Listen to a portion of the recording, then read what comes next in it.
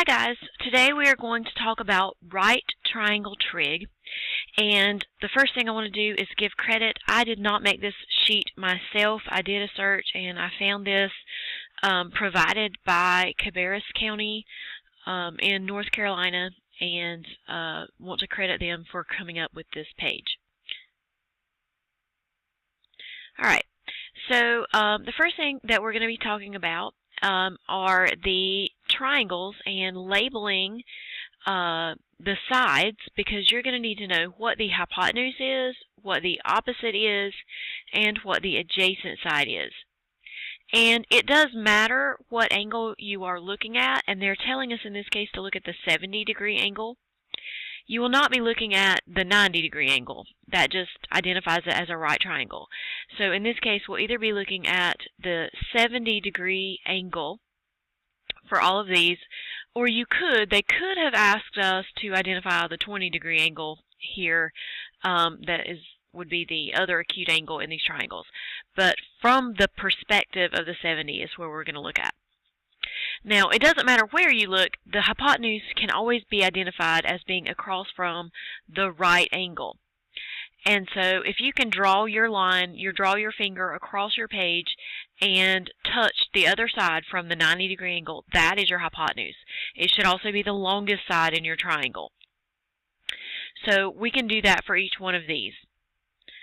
Now, the opposite side and the adjacent side, you have to be starting at the 70-degree angle, whatever they tell you, in this case the 70.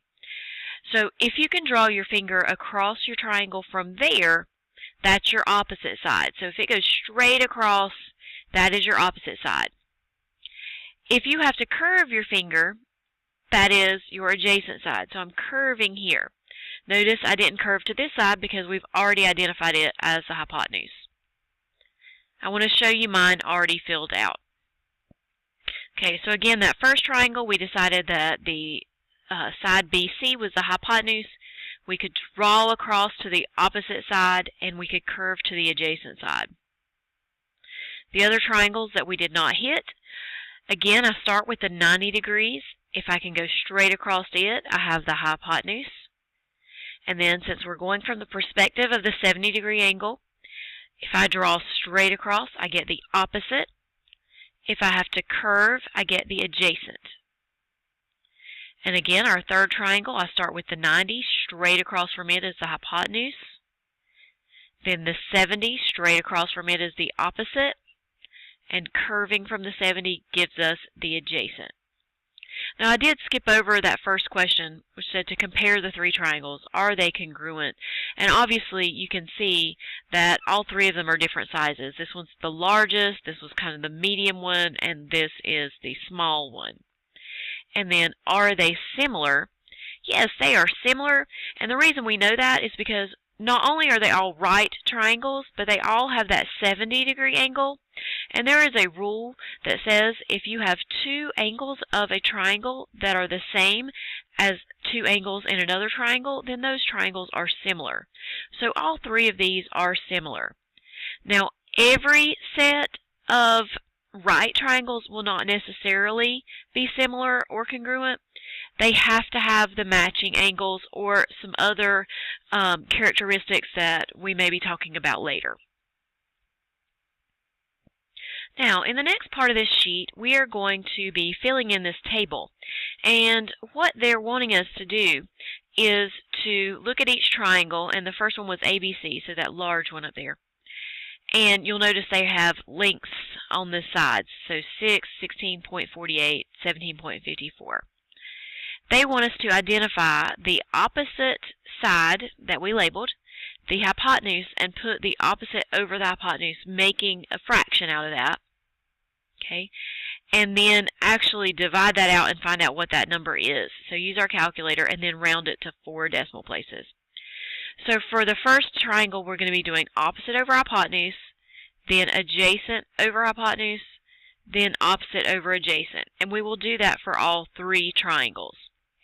I'm going to now switch to the one where I have them filled out.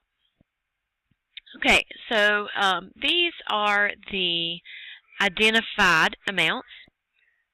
And we'll just start with that first one because then we'll talk about these similarities down here. In the first triangle ABC, they wanted us to write the opposite over hypotenuse. The opposite was 16.48. The hypotenuse was 17.54. So I put the opposite over the hypotenuse.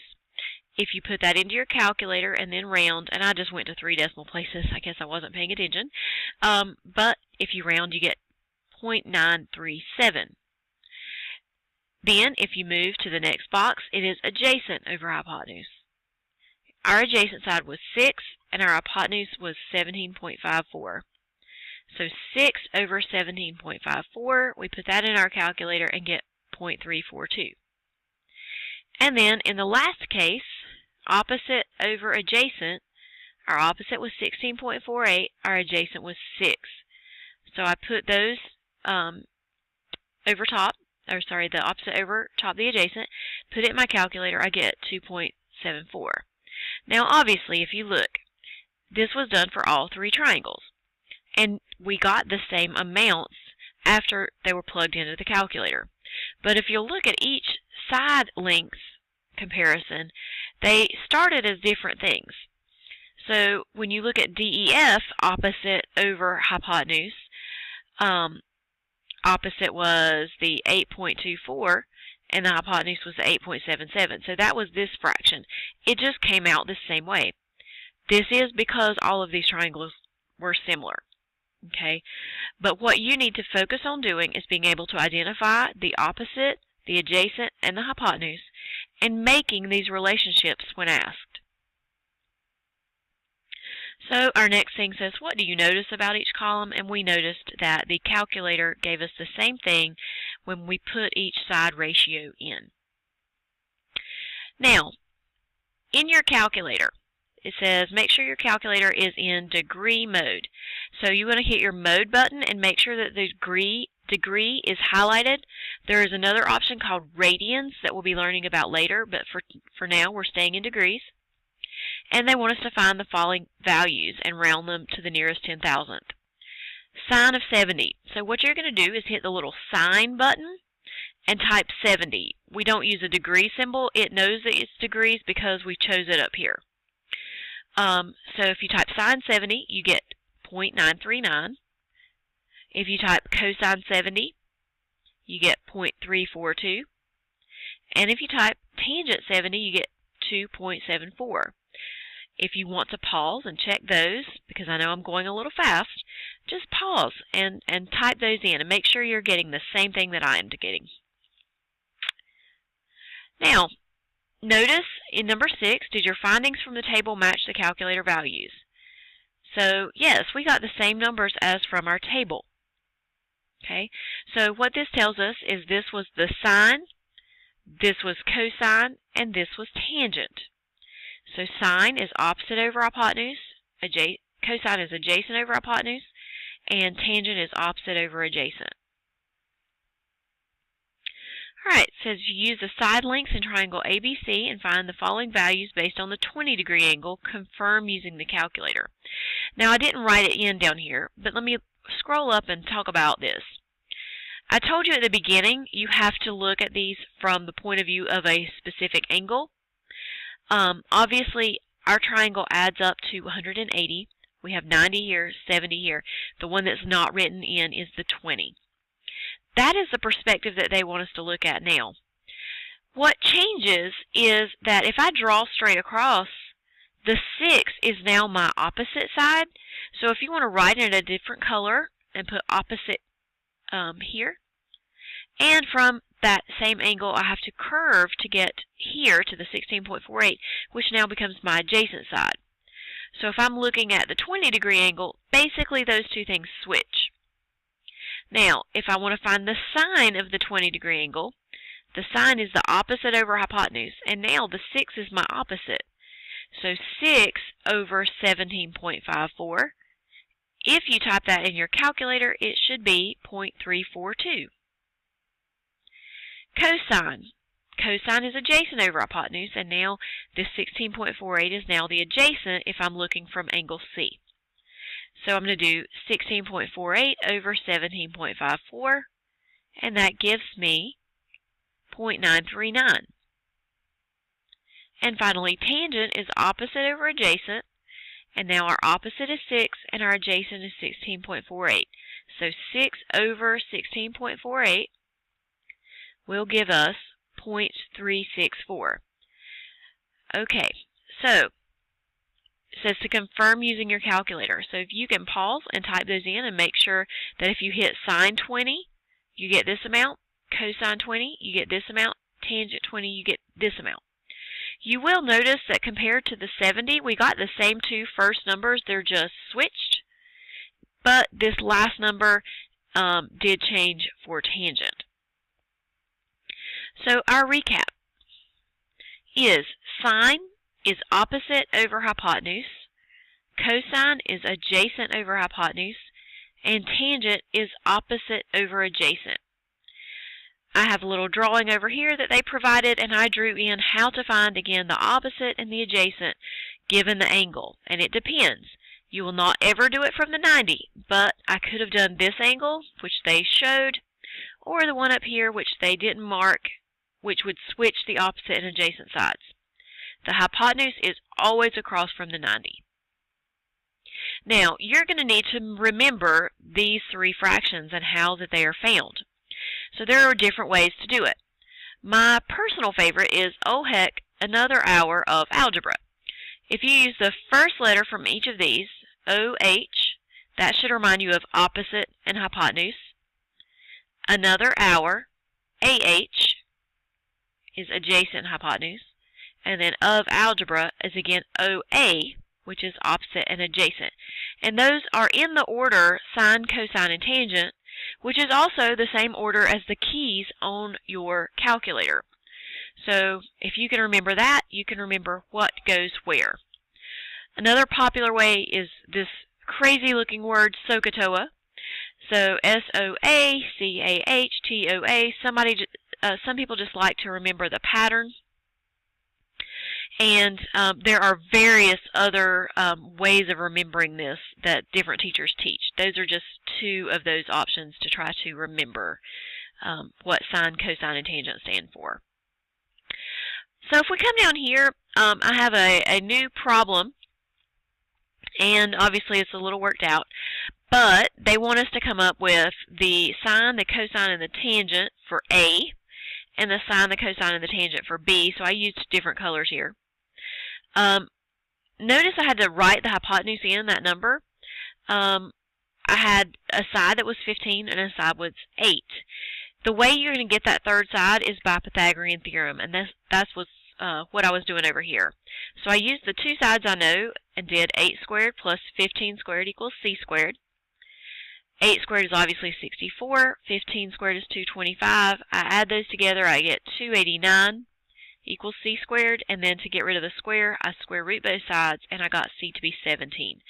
So I had to find that first before I could do anything else. The first column was from the perspective of angle A, which I made orange. The opposite side from that would be where I could go straight across, and that's why I have orange here.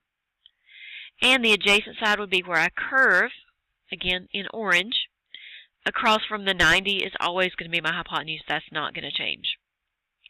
So then sine is opposite over hypotenuse. So I do the 8 over the 17. Cosine is adjacent over hypotenuse, so I do the 15 over the 17. And tangent is opposite over adjacent, so 8 over 15. Then for the 3, on this side, I was going from the perspective of B, which I labeled green. So opposite of B, I could draw straight across 2. I would get the 15. The 17 is still the hypotenuse, does not change. If I curve from B, I get the 8. So that is my adjacent side. So I have labeled that adjacent in green. When I come to fill these out, the sine is opposite over hypotenuse. So opposite of B is 15. So I have 15 over 17. Cosine is adjacent over hypotenuse. So my adjacent was 8. My hypotenuse was 17. And then tangent is opposite over adjacent, so 15 over 8. Okay, so I'm coming back to the clean sheet to kind of show you what these problems will look like without the work here. So the question says to use trig ratios to find the missing side. And this is really where trig helps us out in lots of different ways. You will have a triangle set up, and you may have one or more angles labeled. The 90 should always be there to be able to use these. And one of the sides or one of the angles will be x. In this case, we're working with sides, so one of the sides will be x. So you have an x and then some other side labeled. Okay, so what I want you to do when you get a problem like this is, first of all, look at the angle that's acute that you know. So in this case, 70. And what two sides are labeled in relationship to that 70. So I have the opposite because I can go straight across. That's x in this case. So opposite is going to be used. And then across from the 90, that is my hypotenuse. So I have opposite and hypotenuse here. So I'm going to use sine. Let me go back to the work to show you what I did. So I said the sine of 70 is x over 7. I was just writing out the equation sort of like we were doing up here, except this time I used the 70 degrees instead of a letter for the angle. And I had the two sides, and I just happened not to know what the x was. But I had the opposite over hypotenuse as before. Now, you go about solving this by multiplying by 7 because you want to get rid of the fraction. So we're going to multiply by 7 on both sides. It's going to cancel out over here and leave me with x. And this side is something I can type into my calculator. So I'm going to do 7 times sine 70 in my calculator and get 6.57. And that's my x. Okay, if I come back and look at the second example, I have labeled the 65 degree angle. Now, I can draw straight across from it and see this 10. So this has to be my opposite side. And if I go straight across from the 90, I get the x. So that is my hypotenuse. I didn't have to curve it all. So again, I'm using opposite and hypotenuse. Why don't you see if you can write the equation? So take a minute and pause. Okay, let's see if you were correct. Number 2, right here, again, I had the opposite and hypotenuse, so I was using sine. This time my angle was 65. My opposite was 10, and my hypotenuse was x. Did you write that equation right? Alright, I still have a fraction here, and yes, it has an x on the bottom, but I'm still wanting to get rid of the fraction. So anytime I want to do that, I want to multiply both sides by that denominator. So I multiplied by x. It canceled out on this side and left me with 10. And I got x times the sine of 65 on this side. I can go ahead and type that sine 65 in my calculator and get the decimal 906. And so I have x times a number. And if you think how to solve an equation, anytime we have x times a number, we just divide. So I divided both sides, which canceled out and left me with x. And then I typed in 10 over decimal 906. That gave me 11.03. For our third example, we're starting with the angle at 24. Again, I can go straight across to the 4 and to the x across from the 90. That makes that hypotenuse. So I have opposite and hypotenuse. I want you to pause and then see if you get it right. So I want you to try to solve the whole thing this time. Okay, so if you did it correctly, you would have written the sine of 24 is 4 over x, multiplied both sides by x, typed sine 24 in and gotten the decimal 406, divided by that, and 4 divided by decimal 406 is 9.85. Our last example is slightly different here. I have 55 as our labeled angle. I have the angle across from 90 degrees, the side across from 90 degrees, which would be my hypotenuse. But this time I have to curve to get to the x. And when I have to curve, I'm on my adjacent side. This means this is going to use cosine, because cosine is adjacent over hypotenuse. So, going back to where I have it worked out, I used cosine 55 is adjacent over hypotenuse, so x over 20. Again, solving where I have a fraction, I'm going to multiply by the denominator. Multiplying both sides by 20 cancels out here. And I can type 20 times the cosine of 55 straight into my calculator and get 11.47. Alright, as we continue, another thing that could be missing is the angle. to find a missing angle in a right triangle, we must use inverse trigonometry. And so instead of going sine of an angle is a value, the sine inverse of that value is the angle. And here's an actual example. We were typing up here things like sine of 30 degrees and getting 0.5. The inverse would be putting in the 0.5 and getting out the 30 degrees. And you can try that in your calculator. The inverse is above the sine key, the cosine key, and the tangent key, and they're written on my calculator in blue, so I have to use the second button to get to them. So you want to hit second sine to get it to pop up as sine inverse. Okay, so these will be our last examples, and we're going to look at these. If you'll notice, all of these are missing the angle. Some of them have provided with us with a couple of sides. Others have provided us with all of the sides to let us choose. But we're going to look at this first one. I'm missing the angle. I want to look again at what sides are labeled. I have to curve my finger to get to this 6 from this angle. So that is my adjacent side. The 8 is directly across from the hypotenuse, so that is my opposite side. So I have adjacent and not opposite, hypotenuse. Pardon me. So I have the adjacent side, which is 6, and the hypotenuse, which is 8, which is going to force us to use cosine. So if I come back, that first example, I have cosine of x, because I'm going to call my angle x so that it looks like an equation, is 6 over 8. That's my adjacent over my hypotenuse. To get that angle, I'm going to rewrite that, switching those two things like I did up here, and call it cosine inverse. So I'm going to say cosine inverse of 6 over 8 is x. When I type this in my calculator, it will give me that angle, and since I'm in degree mode, I'm going to put a degree symbol on it. So 41.4 degrees. All right, in example 2, again, across from the 90, I have the 5, so that'll be my hypotenuse. And then the angle that is missing, I have to curve to. So that's adjacent. Now, adjacent and hypotenuse also go with cosine. If you want to try this one on your own, hit pause. If you just want me to go ahead and explain it, just listen. So if we go back to number 2 here, where I have it worked out, again, I called that angle x. I noticed that, again, I had adjacent hypotenuse, which goes with cosine. So I wrote cosine of my angle, which is x, is adjacent over hypotenuse. And to find that missing angle, I did cosine inverse, 4 over 5 equals x. I can type this in. I get 36.86 and put a degree mark on that. Now for example 3, I have all 3 sides. I have the hypotenuse as 50. Across from that missing angle is 14, so that is my opposite side. And if I curve, I get 48 as my adjacent side. I can use whichever that I like. I chose cosine again because I was in the habit of it, I guess.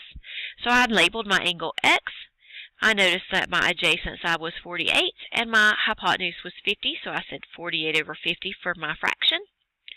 And then to find that missing angle, I wrote cosine inverse of 48 over 50 equals, and then I think I had to write it up here, and I believe it's 16.2 degrees after I typed it in. Alright, example 4. Again, I have all 3 sides, and I was missing an angle. I'm going to call that x, and then choose a method. So, I chose tangent this time to do something different. Tangent is opposite over adjacent. If I go back and label my sides in relationship to this angle, the 16 is the opposite, and the 30 is the adjacent. Again, the 34 would be the hypotenuse because it's across from the 90. So tangent opposite over adjacent would be 16 over 30. To get the missing angle, I'm going to type tangent inverse 16 over 30 equals x. I'm going to leave number 5 for you to think about how you might want to do it and try it out. That concludes this lesson.